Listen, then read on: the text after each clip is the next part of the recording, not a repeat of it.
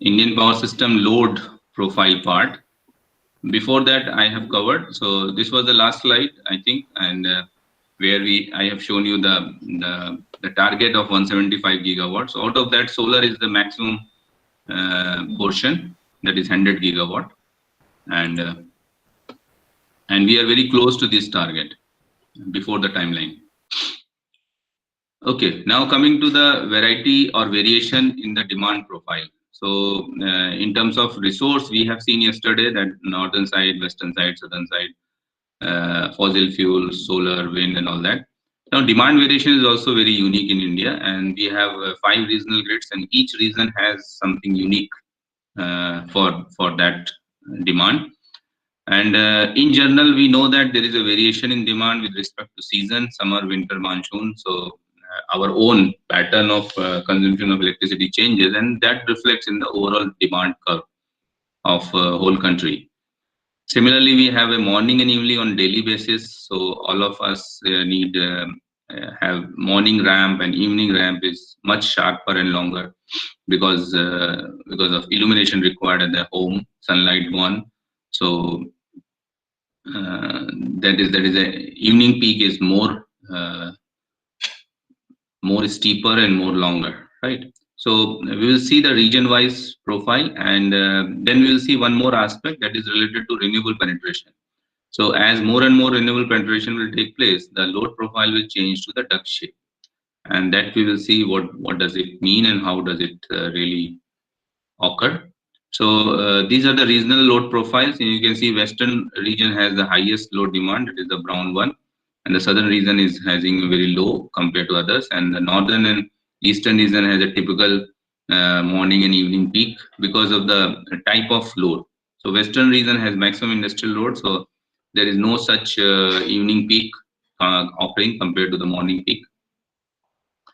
Seasonal variation is always also there. So we all know what is our own consumption pattern. So in winter we need a lot of heating requirement. So morning peak is more longer and steeper compared to the evening peak. But however in summer it is opposite. Similarly in monsoon, evening peak is much more, and overall average all over India comes like this, where the evening peak is much steeper and longer compared to the morning peak. So now the problem, what is the point to show this is that from the system operator point of view, what is the desired load profile? Question comes. So do you know what is the desired load profile from the system operator point of view? Anybody? What is your answer for if you are the system operator? What kind of load profile you will desire? Sir, it should be a flat voltage profile. It should be a flat voltage profile, that means loaded near the natural loading. Flat. Okay, so there should be no ups and downs, right? Yes. So what is the problem with this curve? So the last one, red one.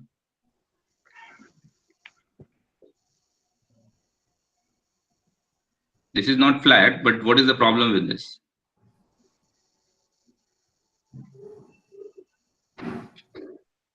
Why do you don't want this kind of profile as a system operator? Yes, anyone? What are the challenges for the system operator to handle this kind of load profile? So due to the unbalancing between the active and reactive power. No. I'm not talking about active and reactive power. It's all I'm talking about megawatt only. Okay, all right. That is a separate issue. That is not that big issue. Here the issue is different. So here the issue is with the fluctuation, the ups and downs. So what is the problem with these ups and downs?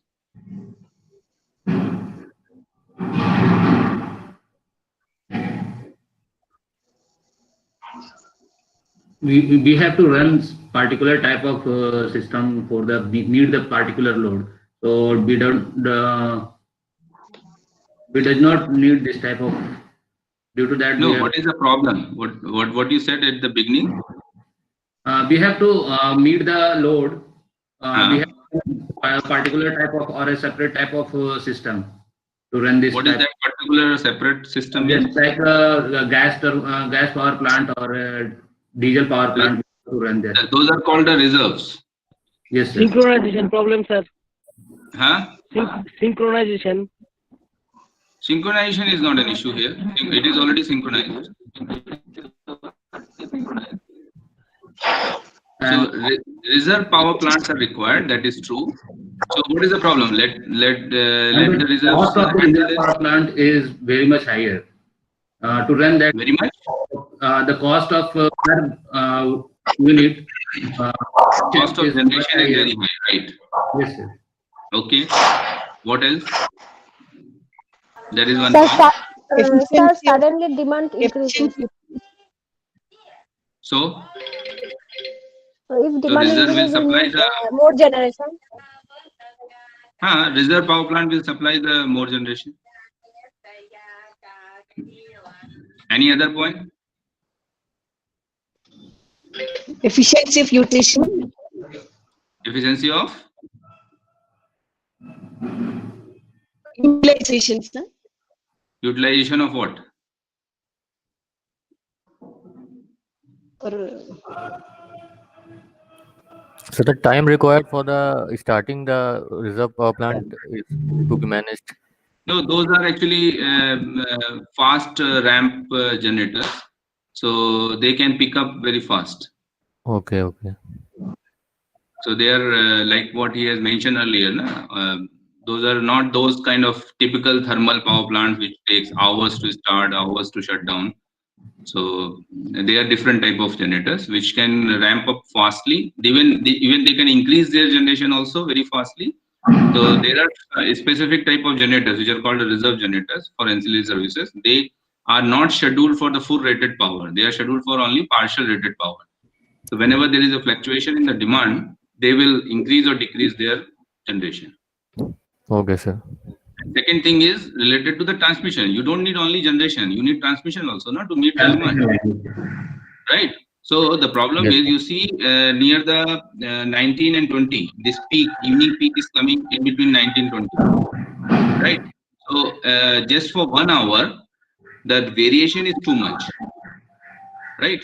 So just for few small part of the fraction of the day, you have to supply this much power, and for that you need to provide the generation, transmission, distribution, everything. Whole system has to be prepared for this much value for this such a small time. Okay, so that's how the overall system capacity has to plant or operate or to be ready to meet this demand for just a small time of the day. And that's how the overall cost of the energy increases, and your operational cost also increases. So this is the challenge, that is the problem. Okay, so that is the issue. We need a flat so that your whole system capacity is utilized all the time over the day. That's what somebody was saying, the utilization. Now coming to the increase in generation, increase in penetration of renewables. So the same curve what I have shown previously, the red curve, I have overlapped with a blue curve here, and blue curve is the net load curve, right? And the red one is the actual demand. So in the daytime, in the sun time, morning, let's say 7 o'clock to evening 5 o'clock or 6 o'clock, the load was red curve. But as you increase in more and more renewable, especially the solar PV, the generation will be more in the daytime, and the profile of the solar generation is like sinusoidal curve. So what we did, we take the generation from the solar as a negative load, so the net load will become downward, and that will create a valley in the load profile, and the curve overall look like a duck in this fashion.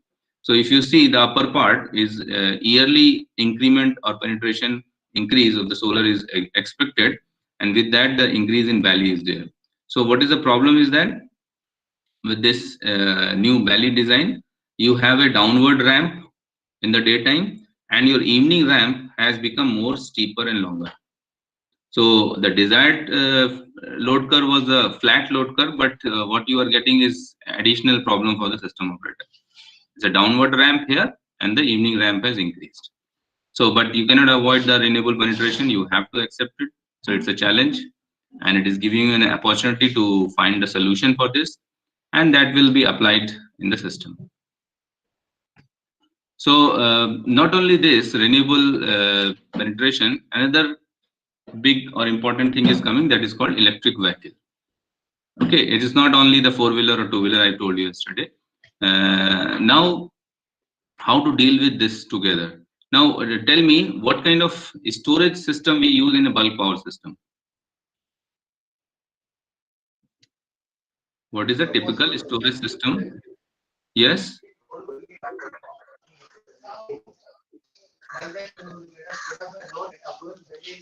Super capacitors. Super capacitor. Lead acid battery, mainly lead acid battery are using. No, no. I'm talking about the bulk power system storage.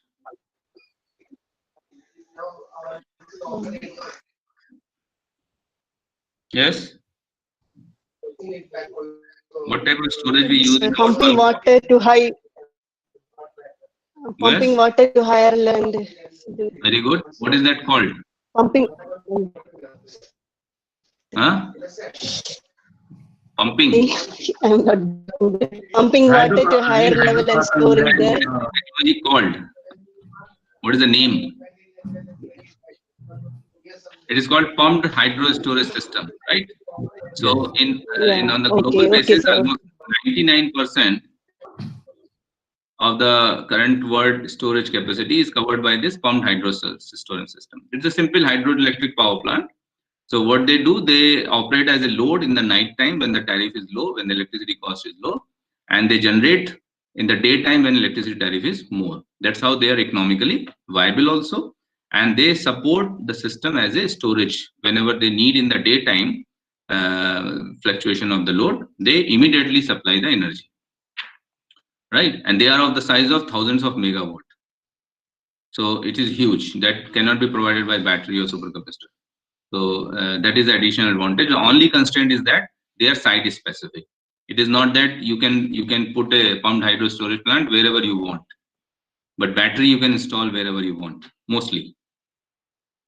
Right? The only constraint is that they are site specific. So now to meet all these challenges, energy storage has to be provided. Some kind of energy storage has to be there. So currently pumped hydro storage is mostly used, but the major challenge is the site specific. They cannot be of a small size, and the cost of economics does not provide it. So there is another challenge. So battery storage is coming up in a big way, but at the distribution level only, not at the bulk level. And this is a type of pumped storage plant, PSP operation. You can see it is shown as a red and green bars in the lower plot. So blue and red one. The blue one is for the generation, the red one is for the pumping. So it is cyclic process. So in the night time and daytime, reverse load and generation behavior takes place for a pumped storage plant. Purulia is a very close by place from our location, and it's the largest hydro storage power plant in the India. Now, another thing is that if we have a coordinated charging and discharging of these electric vehicles, right, then there is also a possibility of improving the load profile. Improving the load profile means to make it near to the flat profile. And if you do the charging and discharging of electric vehicles in a coordinated manner, in a predefined manner, then it will be helpful according to the solar radiation profile and all that. So that is what is shown here. The ideal charging time will be between hours of 10 a.m. to 3 p.m., which is parallel to the future solar production hours. So nowadays, multi-story parking buildings are being used for near to the offices or airport or something like that. So there are a large number of vehicles can be parked together, and those can be used as a for this charging coordination with the grid. So electric vehicle but does not begin to charge until 10, and the solar picks up, and then added benefit will be fill the value of the duct. So morning time, the daytime when the value was going downward, at that time this electric vehicle can be used as a load. Okay, and the other time when the solar is not there, then they can be used as a they can be used as a load for the grid. So this is one of the example I was talking about. It's a large multi-story parking station where this kind of charging stations are placed by Nissan is a car maker, and Nishicom is this charger. company, a powertronic company. So EV power station, and they have given the name as Leaf to Home. So in this way, we can provide this kind of option. Now coming to the institutional framework in India, and as you know, we have electricity as a concurrent subject for central government as a state government. So we have similar structure at state and central, some aspects. And you must have heard about the restructuring or unbundling or re-regulation in the electricity, and that's how the generation, transmission, distribution are unbundled at a state level. And we have two power exchanges as a trading platform, which are common and neutral for all the participants at national level. We have trading licenses. So there are only 3 activities at present which are licensed in the power sector in India. One is the trading.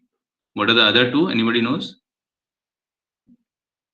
Licensed activity in the power system in India. One is the power trading.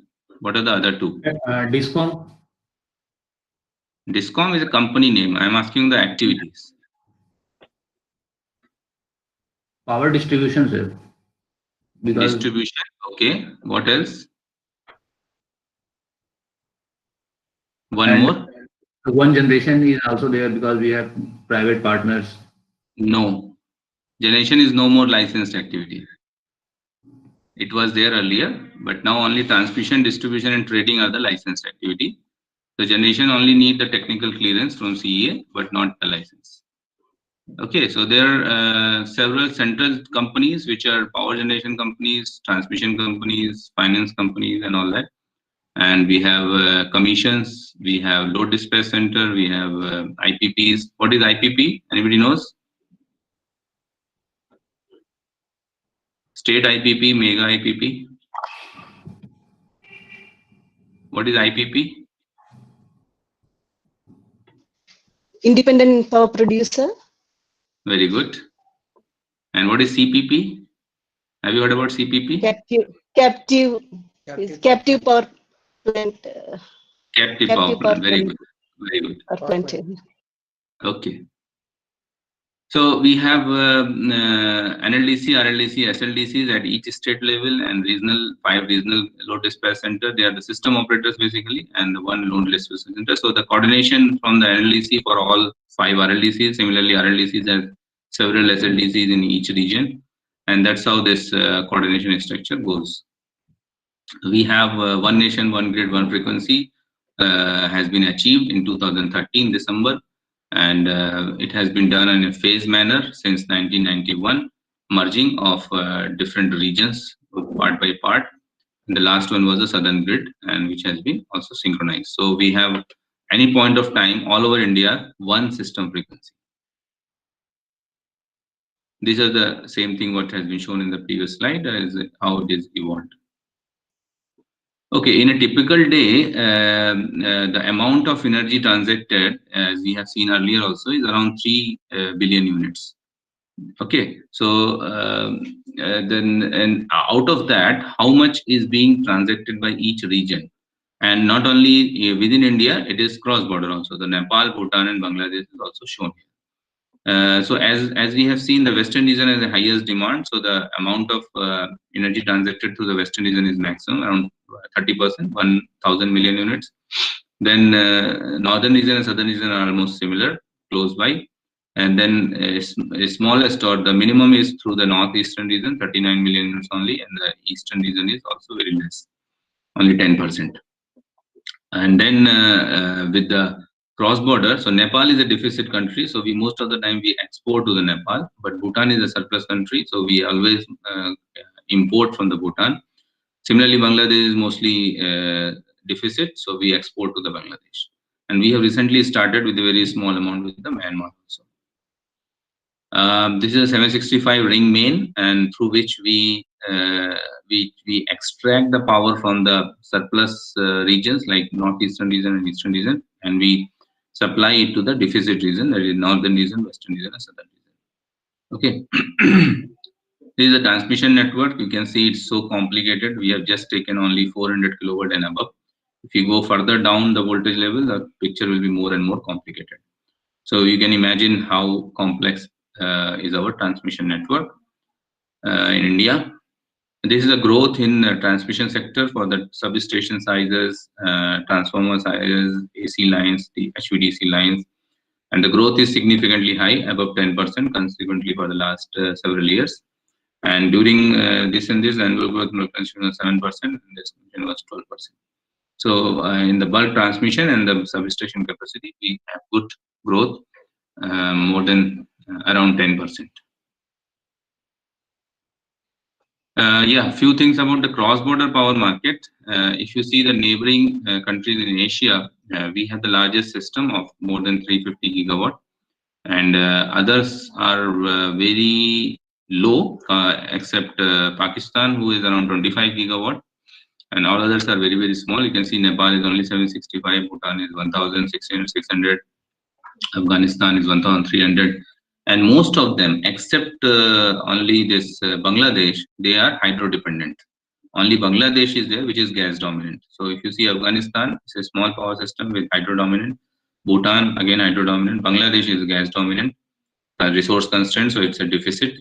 India also has fossil coal dominant, and Nepal is again hydro dominant, and Sri Lanka is also hydro dominant. This we have seen per capita consumption earlier, so our position is not good. We are much less than even the average, world average, which is more than 3,000 now. We are still around 1,000. These are the few important locations and the transmission lines for our cross-border power trading with the Nepal, Bhutan, Myanmar, and Bangladesh. And there are very good private partnership also involved in this transmission projects, and a few of them are very popular for their installation, being the first one. So we can see the neighboring states which are connected for these cross-border are mostly UP, Bihar, West Bengal, Manipur, Assam. So these are the values of the power being traded with the NTPC through NTPC Vidyut Vyapar Nigam. NVVN is a trading company of NTPC subsidiary, and Power Trading Corporation PTC. So PTC is mostly involved with the Bhutan project of power trading. NTPC NVVN is involved mostly with the Bangladesh, and partly with the PTC along with, and NVVN is also supplying 150 megawatt to Nepal.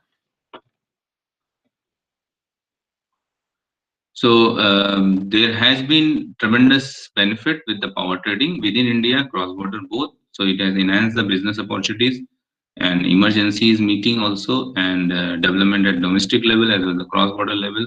And the cost, actually, if you are aware about the demand side deviation settlement mechanism, DSM.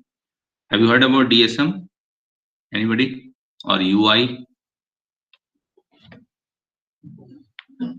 Anyone knows the unscheduled interchange, UI, or deviation settlement mechanism, DSM?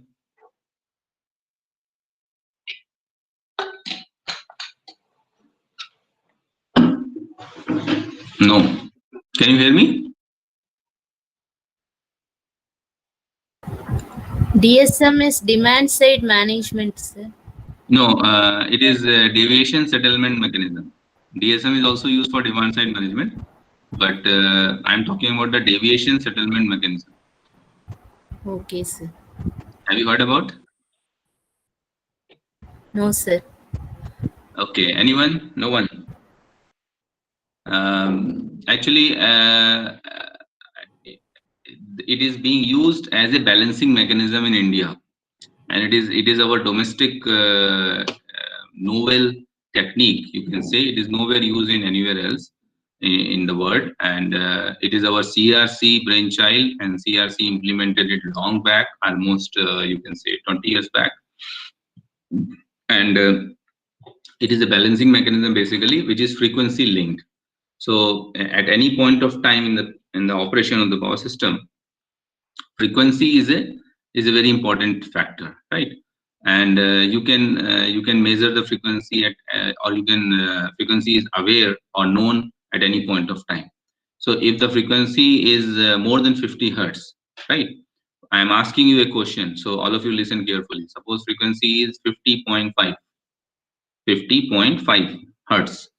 right? As a generator, you were supposed to inject 100 megawatt in the grid for your schedule, which was prepared one day ahead. Now, at actual delivery time, the frequency is 50.5 at certain point of time. Okay, and this is actually done at every 15 minutes time block. So I'm giving you any 15 minutes time block, let's say from 12 a.m. to 12:15 a.m. in the daytime. Frequency is 50.5. You as a generator was supposed to inject 100 megawatt. Now frequency is 50.5. What should a generator do ideally?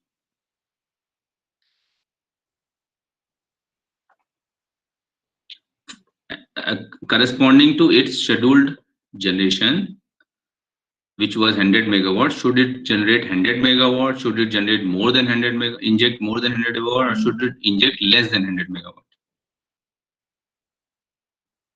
Ideally.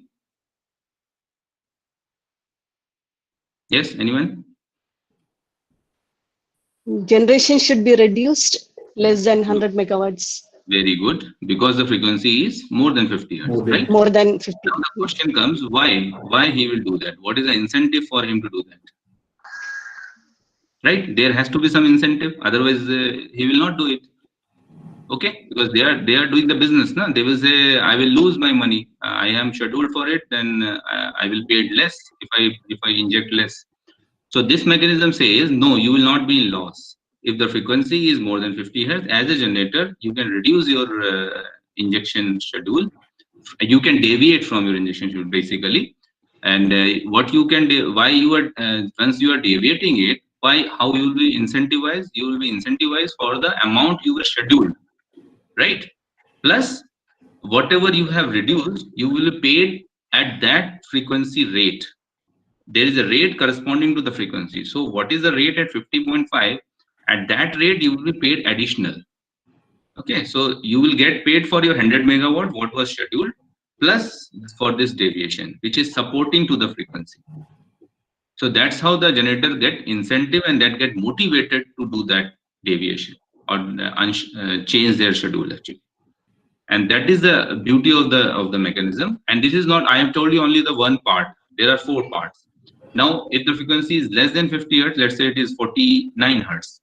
Same situation happens. What the generator should do? It should increase the generation, right? Yes or no? Yes. Okay. So again, the question comes: is there any incentive for him to increase the generation? Yes, he will increase, and he will get paid more for that again. And at the rate will be decided by the frequency 49 hertz and the rate corresponding to it. So there is a curve actually that is called a price vector, DSM price vector or UI price vector. And on the y-axis there is a price y-axis, and the x-axis there is the frequency. So corresponding to frequency there is a price value is there. So corresponding to a particular frequency there is a particular price, and the participant or the party will be paid for that. So these are the 2 parts I have told you. Now other part is the beneficiary side, which are supposed to draw from the grid. The distribution company or bulk customer, right? They are supposed to draw from the schedule, from the grid as per their schedule. So they also have the similar benefits and penalties also. It's other aspect is that there is also a penalty. So as a generator, suppose you are scheduled for 100 megawatt and the frequency is 49 hertz. Ideally, you should generate more to improve the frequency. If you have reduced your generation, or you have deviated from your generation in the reverse way, means you have reduced your generation. From 100 megawatt, you started injecting 80 megawatt. Frequency will further go down. So you will be penalized for that. So it provides incentive as well as penalty for both generator as well as beneficiary on all the full range of the frequency. Either it is more than 50 hertz or less than 50 hertz. So it's a big topic. I can talk on this for more than an hour. Anyway, so I think I have given you a brief idea. All of you can read it more on this. So it helps a lot overall, right?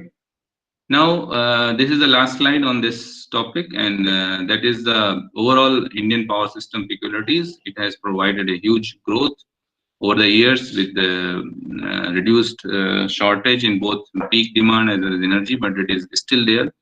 We have a federal structure, as we have seen, NLDC, RLDC, and SLDC, but we have decentralized scheduling at state level, then regional level, and dispatch also. Huge diversity in demand and resource to load put together. Frequency range is quite large, floating frequency, and hydro variation and demand variation is also there. Okay, any question till here?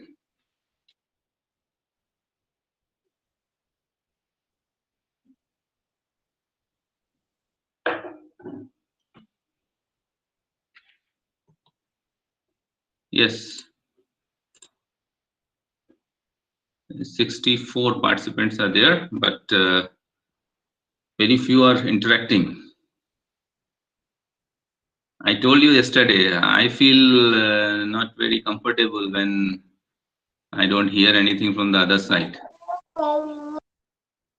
So either it is not interesting or you're not able to follow, or what is the problem, I don't know. No question. Any suggestion, any doubt, anything in your mind related to this?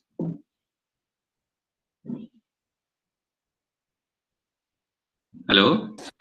So regarding smart grids, microgrid, what are the research scope which we can undergo, sir? I will talk in the last section, studies and applications. So I think it will help you to get some input from there. Thanks, sir. Any question till what we have discussed till now?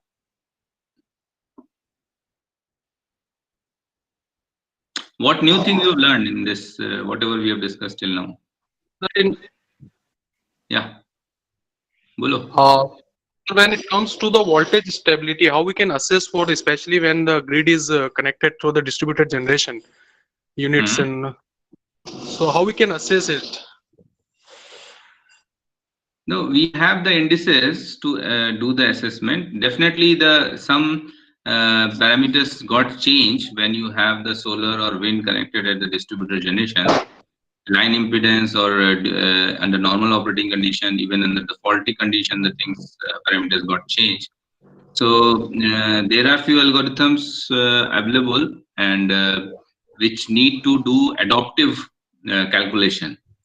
Right. So during the dynamic operating condition, as well as when PV is there, PV is not there.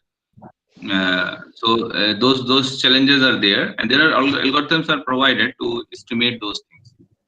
Like even your X by R ratio is not constant. What we generally mention in the network diagram, we mention X by R is equal to this much. So even that X by R does not remain constant. When we talk about the conventional power system, it's quite simple, I think, to assess the voltage stability. But when it comes to the solar or PV, integration of this kind of the distributed generators is a challenging to assess the stability. So far, yes. True, so very true. Not only voltage stability, there are many other technical issues. So also there, sir. Yeah, inertia estimation and your frequency and your voltage, what you have mentioned, and this protection issues are there. A lot of parameters which are estimated and used for the protection settings, which got changed. Yes. All right. Thank you. Any other question? Sir, I have seen that you have shown the per capita consumption in India is 1,000, and the others are 3,000, more than 3,500. Yeah. So why it is leaking? What is your suggestion? How we can improve? See, there are many various ways through which we can improve. And first thing, and all those ways has to be implemented at different level. So as an individual, if we start at the individual level, we should start saving the energy. Saving the energy means energy conservation and energy efficiency. These two things we can directly start immediately from our end as an individual at our home. Right. First of all, if you realize many of us do not switch off the light when we are not using it. Whether it is a kitchen light, whether it is a bathroom light, whether it is a room light or whatever. So first of all, we should start realizing it. We should teach our kids also They will learn it very quickly, and they will start teaching you in very short time that don't waste the energy. Second thing is we should use the energy efficient appliances, whether it is air conditioner, whether it is a refrigerator, whether it's a microwave, or all those things. Maybe their cost is high, initial cost is high, but in the long term, over the life of the appliance, it is always beneficial for you as well as for the overall system. So use the energy efficient appliances. So these are the things which we can immediately start. Then there are many things which are to be done at the system level, operator level, or government level, or policy level, or you can say regulators level, which are being implemented on time to time. And we should aware of it. We should try to adopt it. That is the things which we can do.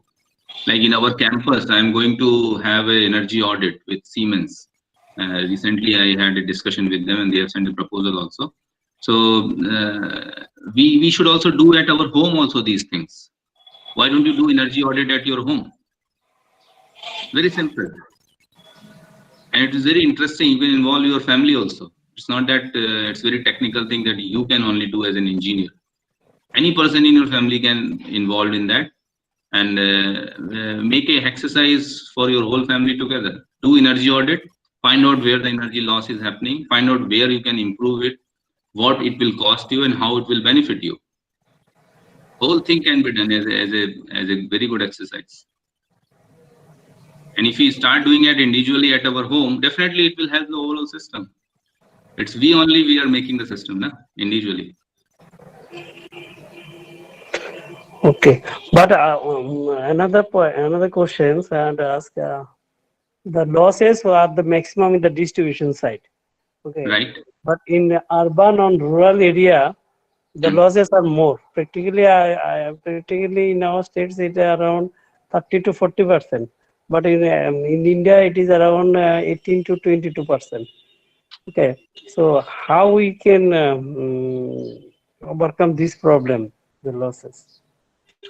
Yeah, there are a lot of improvements that happen on the distribution losses also. Now you must have seen the bundled conductors being used in the distribution. I don't know whether have you seen or not, but recently I have seen it, and they have been used in various distribution lines. So that helps a lot. That reduces the losses. That reduces the actually the voltage drop. And one more thing is the hooking. That there's no chance. Main problem is the hooking. Yeah. So unauthorized connection or hooking will not be possible in those kind of conductors because they are insulated. So there is no point of hooking possible in that. So things are changing, and definitely that's a big challenge. And the major role to be played by is the distribution companies, and their managerial inefficiencies is the major hurdle. They don't want to change the things actually. So there are a lot of schemes government has started, APDRP and all those things. Lot of incentives, lot of support, financial support, huge financial support has been given to the distribution companies to overcome their losses. There are thousands of crores losses for individual, and it is improving the situation, but that is really a big hurdle. Okay. Okay. Yeah. Thank you. Yeah. Thank you. So let's move on to the next section, and that is related to hybrid AC/DC microgrid. And as we have given you a brief introduction at the first section of electric power system also, where we said that in future it will be a mix of AC and DC, because now we cannot think of system.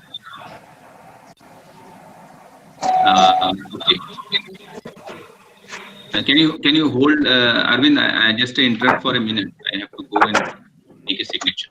Okay. Sorry for interruption.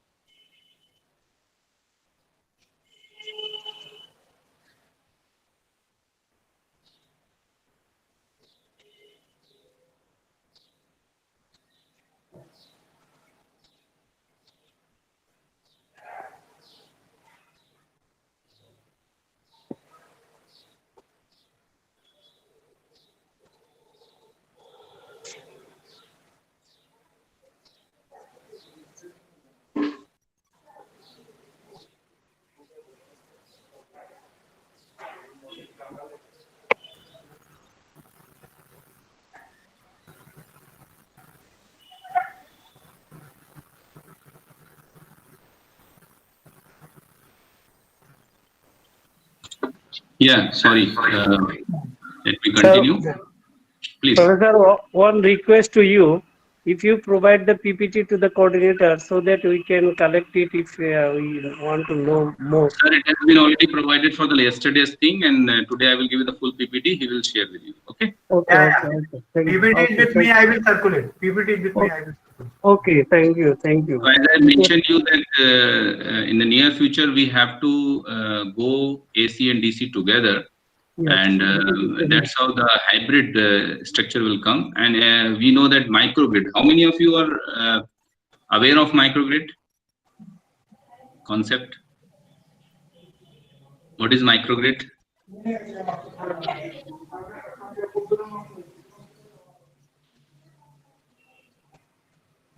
So microgrid is a small grid where we have some generation points, generations like solar or wind, and we provide it locally also. So it can be of two types. One is a islanded mode, or it can be a grid connected mode also. This is not type actually. This is a mode of operation. So you have given incomplete definition. There are a few more aspects which are to be included here. Like we don't call it as a small grid. There is no specific size which is defined all over the world. Each country or each region has its own definition or own specification. Generally 50 megawatt and less is called as a microgrid. Voltage level is also up to generally considered as 132 kV or 33 kV, not beyond that. And there will be small size generation as well as controllable load. Right, these are the two aspects which are important here. And microgrid is a full grid, but with a small power capacity and the low voltage side of the main grid, which can operate in both grid connected mode and a standalone mode. Right, so it can exchange the power with the main grid as well as in the standalone mode. It can maintain the power quality with its own resources and storage. Now coming to smart grid, you may get various definitions for a smart grid, and it take care of all the aspects, like it should be flexible, it should be secure, it should be cost effective, decarbonized, it should have a modern information communication technology, it should control the active network. You should know that our distribution network is unidirectional and passive in nature. What do you mean by passive? What is the definition of passive network?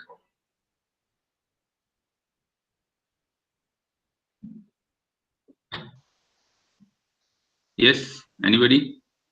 What do you mean by active network and passive network? Without sources is passive. Without sources. With generation is passive. And passive, we have not generation in a system or a distribution network system. Right. So active network means you have generation also. In passive network, there is no generation. So our current distribution network is mostly passive and unidirectional. But with the integration of DGs or distributed generation, it will become bidirectional as well as active in nature, because distributed generators are connected at the distribution network, and it may cause the export of power to the main grid. Right. So the distribution network will become bidirectional also. Demand side participation with controllable load. So that's what I was telling you. Not only the DG will make the microgrid, it's the controllable load is also important aspect of the microgrid, especially like electric vehicle, heat pumps for thermal storage, or HVAC applications. Then the concept of prosumers, which we were talking yesterday, efficiently deliver sustainable, economic, and secure electric supplies. So you can imagine that it has covered almost each and every aspect that is a future power network, and which is shown in this diagram like a typical example, where you can see almost all the buildings have the PV at the rooftop, and they have a lot of sensors which are shown as a red circular with a pillar, and there are a lot of sensors involved in the whole network, which provides you the data real-time data sometimes, and we have industrial plant. It's a bulk storage, bulk consumer. We have a centralized power plant. We have storage. We have wind, and there is a huge network of communication along with the power supply as well, right? So the point is that this you can see the right hand side where the disturbance in the grid is shown, and then this isolated microgrid is also mentioned, and the signal is red signal is blinking, which is showing the detect the fluctuations and disturbances and can signal for the area to be isolated. So there may be a disturbance within the microgrid, or there may be a disturbance in the grid, main grid also. And under either situation, the microgrid get isolated from the main grid, so that the cascading effect do not start. That's what I was discussing yesterday. The cascading is a major challenge when you have a synchronized grid. But if you put in a reasonable time, the isolation is taken place, then the cascading effect may not happen. So that is what mentioned here. Then you have smart appliances, demand management at the home level. Have you heard about time of day tariff? Anybody? Or time of use tariff? Yes, sir. What is that? Just like when the peak load is there, the tariff of the power or unit is more than that in the night time, or when the load is not there, much load in the grid. So do you know what are the values we have? Is it applicable in your region? Area? yes, sir. Yes, sir. Do you know the tariff values? About 8 rupees in 8 rupees per unit in evening time, and daytime. Evening means? From 5 to 9, it's about 8 rupees, and in the daytime or night time, it's about 6 rupees. So only two slots, two slabs? I think so, sir. Okay. Yeah.